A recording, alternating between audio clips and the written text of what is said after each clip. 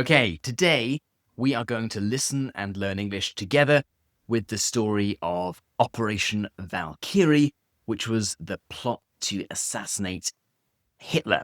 Now, this was originally an episode of English Learning for Curious Minds, but what I'm going to do today is we will go through the story together. I will read it aloud for you, and we will stop at various points to talk about interesting words, phrases, and bits of English. So let me just pull up my screen now, English Learning for Curious Minds, and we are going to listen to this one, Operation Valkyrie and the plot to kill Hitler. You can follow along just watching this video. I will show the transcripts here. There's also a free study pack that you can download that has the entire transcript. It's got inline vocabulary, it's got a big vocabulary list, it's got extended vocabulary explanations, and a quiz. I'll put a link down to that below this video. But let's just get started, shall we? Okay, let's skip the introduction and zoom in a little bit more. Okay. In the early afternoon of July the 20th, 1944, 20 or so senior Nazi officials were gathered around a long oak table in the Wolf's Lair, Hitler's military headquarters on the Eastern Front in modern-day Poland. Now, if you say a number and then or so, it means around about that number. So 20 or so meaning about 20. The situation for the Nazi war machine was getting worse by the day. Every day it was getting worse. The Allies had landed in Normandy 6 weeks earlier. Russia was advancing on the Eastern Front. The Allies had captured Rome, and the United States was advancing towards Japan. If the war was still winnable for Nazi Germany, well, it would take something very special. If you have a bull at the end of a word, in English, it typically means able for that thing to happen. So winnable, meaning possible to win. A meeting had been called, and senior Nazi leaders had been instructed to fly in for it. Fly in, as a phrasal verb, means to travel by airplane specifically for a particular event or function. One such officer was Claus von Stauffenberg, a 36-year-old lieutenant colonel who had been awarded the Iron Cross for his bravery in the Battle of France. Von Stauffenberg knew all too well the cost of war. He'd been fighting in North Africa, where he had lost an eye, his entire right hand, and 2 fingers on his left.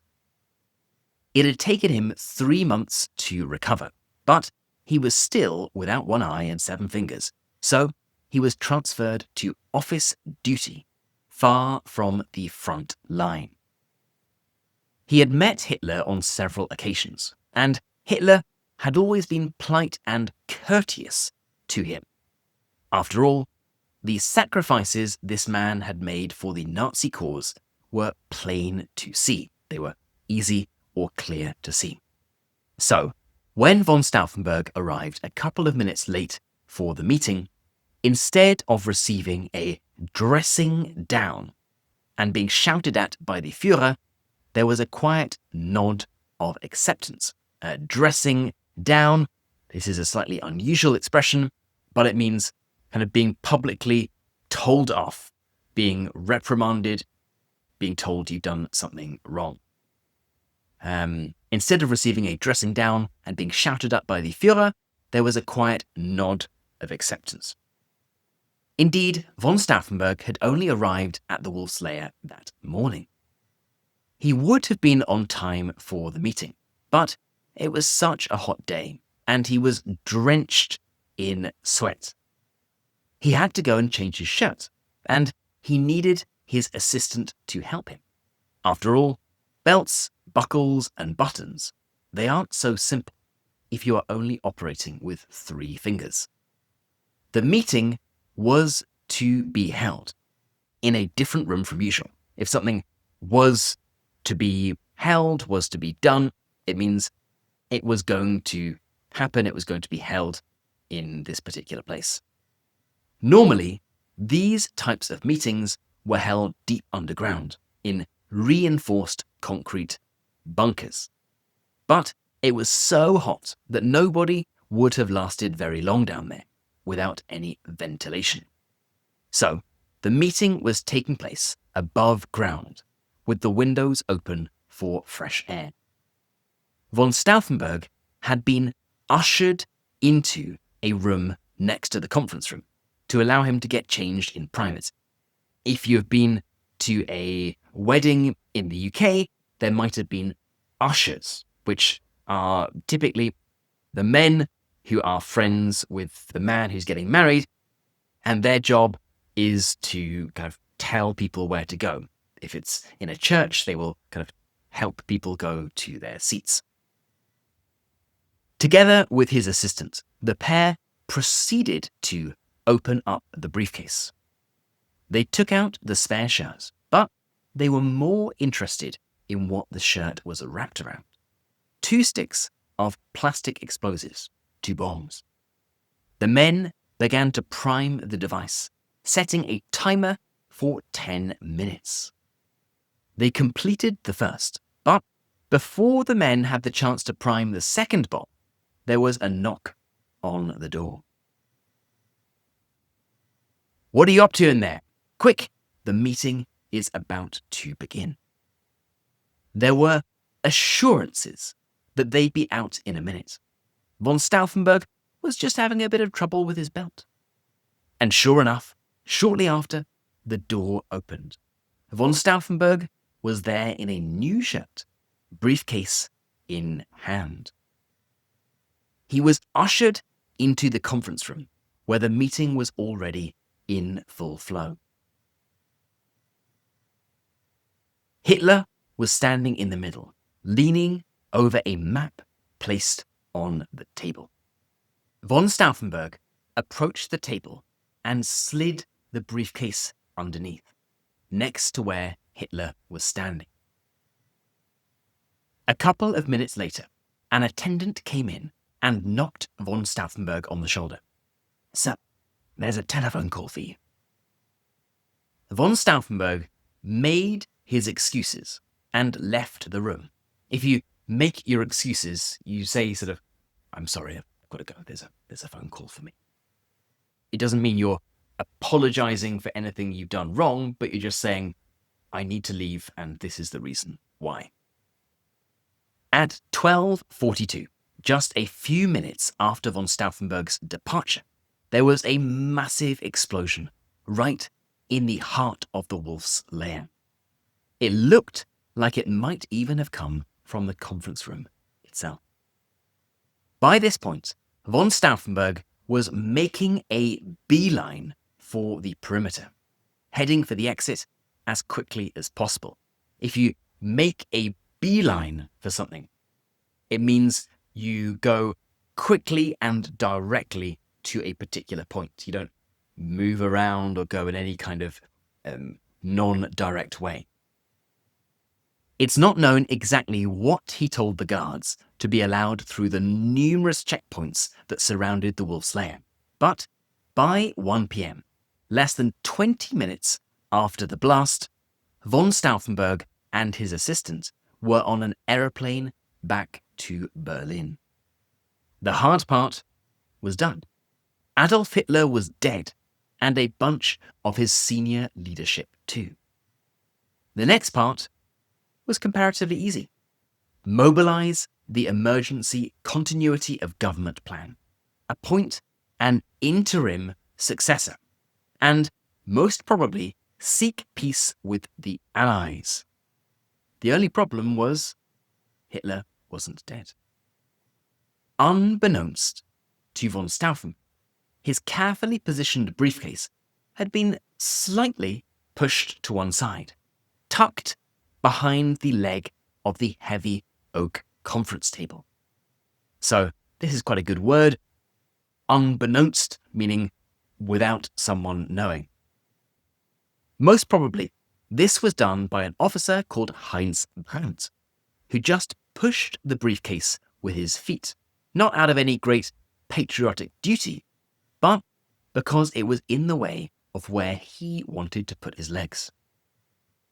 It might well have been the act that saved Hitler's life, but it cost Brandt his. He died the following day, one of the 4 people in the conference room to die from the blast. Another 9 were seriously injured, and the remaining 11 escaped with minor injuries. If you escape with minor injuries, or escape with your life, it doesn't mean you're running away from a particular situation. It just means you survived it with only those things. So if you escape with minor injuries, you get out of a situation with minor injuries. And this included the target of the entire operation, Adolf Hitler. His trousers were torn to shreds, his arm was damaged, and his eardrum burst. But he survived. In the immediate aftermath of the event, he could be seen wandering around the rubble, inspecting the chaos. Rubble is typically a term you use after kind of explosions or disasters. It's this term for broken pieces of stone or brick. Officers tried to understand what had happened. Had a Soviet bomber flown overhead and dropped a bomb with such precision that it landed in the exact conference room where the Führer had been meeting? No. No planes had been seen, and there were no other explosions. The focus quickly switched to a threat from within, and suspicion fell on the man who had entered with a briefcase, then quickly left without. Lieutenant Colonel von Stauffenberg. By this point, von Stauffenberg was in the air, on the way back to Berlin. By the time he landed, he expected Operation Valkyrie to be well underway. Now, Operation Valkyrie was the code name for the operation that would be triggered if there was a full breakdown of civic order in Nazi Germany, or if there was some kind of uprising from the foreign workers in German factories. It was essentially a plan that would see the Territorial Reserve Army seize control of the streets and key state functions. Importantly, Operation Valkyrie wasn't a secret plot. It had been drawn up, it had been created, it had been written down as a genuine emergency plan to crush unrest or uprisings, and Hitler himself even signed off on it. So if you sign off on something, if a plan has been signed off by someone, it means it's been officially approved. Now, you can say that your boss has signed off on your holidays or signed off on your promotion or pay rise. It doesn't have to be anything as large and grand as some emergency plan to crush unrest. But unbeknownst to Hitler, Operation Valkyrie was being used to take him down. It was a clever idea in theory. Kill Hitler, declare that he had been assassinated by rogue rebel forces within the Nazi Party, namely the SS. Arrest these supposedly rogue forces, declare martial law, and declare a field marshal called Erwin von Witzleben as commander-in-chief. It was a clever idea because it would pin all blame on the SS and treacherous forces within the Nazi Party, allowing for a relatively smooth transition to a Hitler-free Germany without all of the mess that might come from a more overt coup or assassination attempt. So a few things to talk about here. If you pin the blame on someone, you say that person is responsible for that particular thing. And then if something is overt, It means it's open, it's clear, it's not a secret. And after all, this was far from the only attempt on Hitler's life. There are 42 documented assassination attempts, with presumably many more than this that were never discovered. From poisoned letters to bombs to snipers, starting in 1932. All manner of methods and locations were tried. All manner of, meaning lots of different types of. Miraculously, Hitler survived all of them. But it was this attempt, the attempt of the 20th of July 1944, which was the widest reaching, the best planned, and perhaps came closest to succeeding. Now, it's unclear exactly how many people were involved in the plot, and what knowledge different people had of its inner workings. What is clear is that there have been various groups within the Nazi upper leadership that had been planning to overthrow or kill Hitler since before the start of the war. And as for their intentions, well, they were varied. Those directly involved in the July 20th plot included nationalists, Democrats, aristocrats, and communists. This wasn't one homogeneous group with a clear, unified aim for post-Hitler Germany, nor is it fair to characterize them as some great upstanding group of moral citizens who were disgusted by the behavior of the Nazis.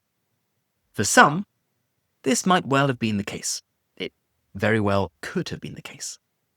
In von Stauffenberg's case, several historians have suggested that he had a strong moral objection to the treatment of Jews. For many other military officers, though, the motivation was more pragmatic. It was more practical or realistic. The disasters at Stalingrad in 1943, the Allied landings in Normandy in June 1944, and the rapid Soviet advance on the Eastern Front convinced them the war was lost under Hitler's leadership. It was a motley crew. It was a group of people from lots of different backgrounds. But what did unite them was a firm belief that Adolf Hitler needed to be removed from power, and killing him and pinning the blame on rebel factions was the best way of doing it. So, when von Stauffenberg touched down in Berlin and made his way to the army headquarters, he was expecting to hear that Operation Valkyrie was in full swing. Hitler was dead, the reserve army units had taken control of the key state institutions, and the groups most loyal to Hitler, in particular the SS, had been neutralized, had been made harmless. But he soon realized that things weren't going quite as smoothly as he had hoped, and that, in fact, there was a potentially devastating problem. There had been a phone call from the Wolf's Lair to the plotters, the people who had planned the plot, at Central Command, confirming that there had been a massive explosion in the conference room. But the message that came through was that Hitler had survived. And if Hitler wasn't dead, then the whole thing came crashing down. For Operation Valkyrie to work, the reserve army units had to buy the lie, they had to believe the lie, that Hitler had been killed by disloyal forces within the Nazi Party. And that was the reason the crackdown was necessary. At first, von Stauffenberg insisted, "I saw the explosion. Nobody could have survived it. Hitler is dead." So, the plotters had these two contradicting reports. Von Stauffenberg saying Hitler is dead, and the other saying he isn't. Finally, at 4 p.m. that afternoon, the order was given to put Operation Valkyrie into action. Radio messages were sent to major military centers, and across Berlin and in military districts throughout Germany, reserve army units were mobilized. they began arresting loyal SS officers, seizing key government buildings, and preparing proclamations to the German people. For a few tense hours that afternoon, it looked as though the coup might actually succeed. And let's remember, these reserve troops don't know that they are part of a coup. They are simply following their orders, which are to put into place this contingency plan, which involves rooting out treacherous elements within the Nazi Party. If you root out something, you know that it's there, and you have to try your best to find it and expose it, to get to the heart of the problem. They even managed to detain Joseph Goebbels, the Nazi propaganda chief, in his Berlin office. Goebbels has realized it's a coup and knows the one thing he can do to stop it: make sure the reservists know that Hitler isn't dead. So, when he is detained by Major Otto Ernst Rehm, a commanding officer of the reserve troops, Goebbels puts Hitler on the line. Major Rehm now realizes that he has been duped. If you're duped, you are tricked or fooled, you're made to believe that something is true or isn't true, that isn't. And he listens for his orders. Crush the plot, he is told, and take them alive. It's around 7 o'clock in the evening at this point, and the conspirators are in disarray. General Friedrich Fromm, the commander-in-chief of the reserve army, had been aware of the plot and had done nothing to stop it, essentially making him a conspirator and aid to the coup. But when it became clear that the bomb hadn't done its job, he quickly started to cover his tracks, switching sides. He even tries to have von Stauffenberg arrested. Chaos breaks out. There was a firefight at the Bänderblock, a firefight meaning a fight with guns. The Berlin headquarters where several of the conspirators were based, and von Stauffenberg was shot in the arm. By 11 p.m. that evening, the tide had well and truly turned. If the tide has turned, it means the situation has changed. And then here we had well and truly, meaning completely. So the situation had completely changed. The Bänderblock was surrounded, and the reserve army managed to overpower the plotters.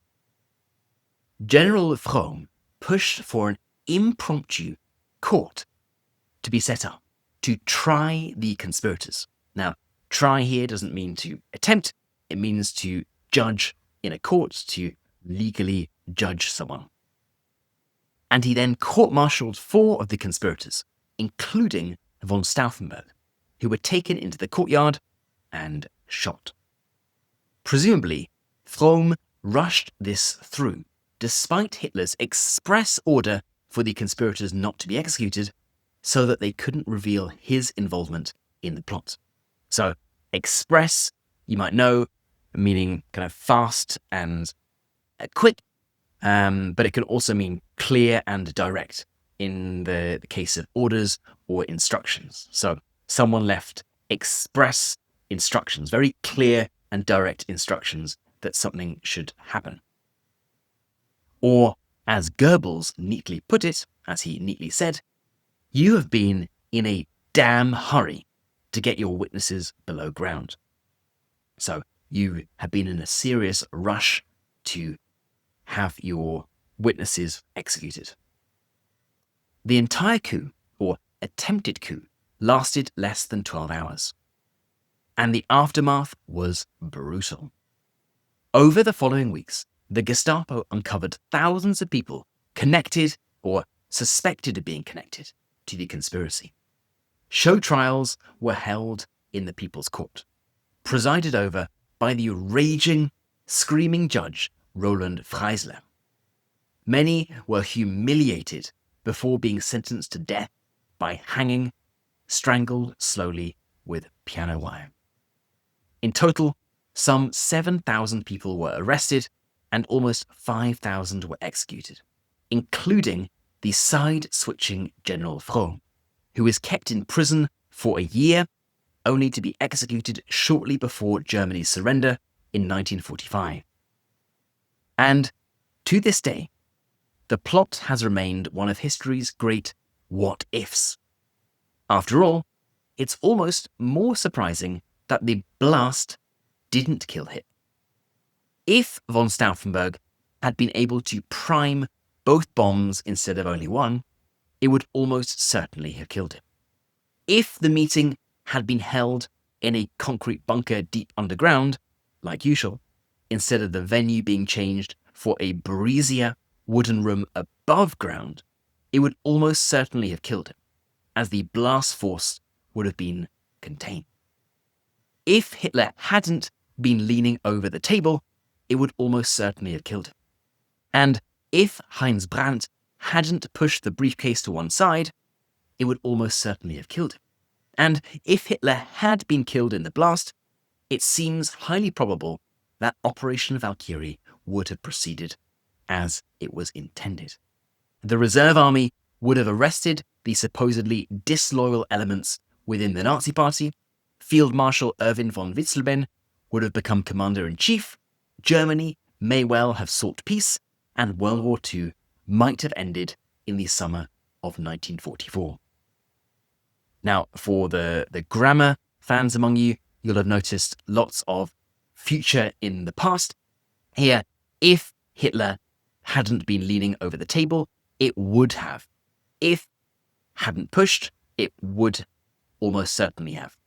So, future in the past is where we talk about something that didn't happen, but we imagine what might have happened if it had happened. This is the structure we use. So, if plus subject plus had plus past participle. So, if Hitler hadn't been leaning. And then the second part is the subject plus would have plus the past participle. So, if Hitler hadn't been leaning, it would almost certainly have killed him. If Heinz Brandt hadn't pushed the briefcase one side, it would almost certainly have killed him. So, brief grammar interlude, but that is a lot of future in the pasts. Let's get back to it.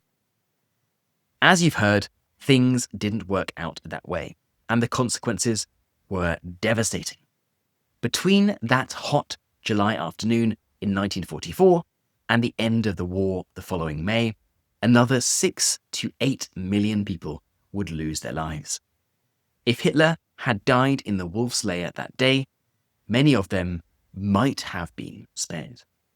Instead, the war raged on, and the failed coup of July the 20th went down as one of history's most haunting what-ifs.